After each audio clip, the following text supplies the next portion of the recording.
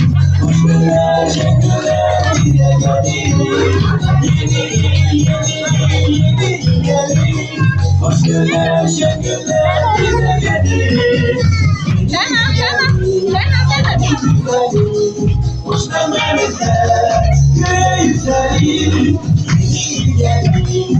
Şenlik güzelir. Hoşlanırsa göğe yükselir.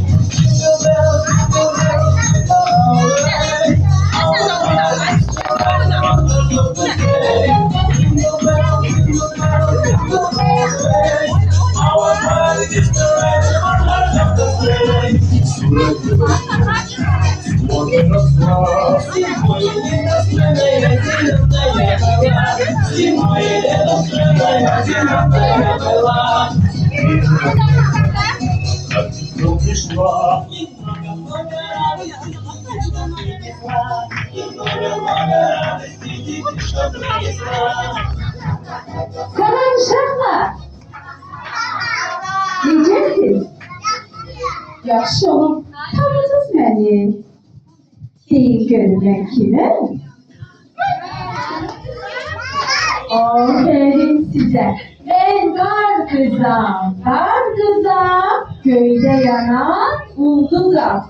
Mən qar qızam, göydə yanan ulduzam.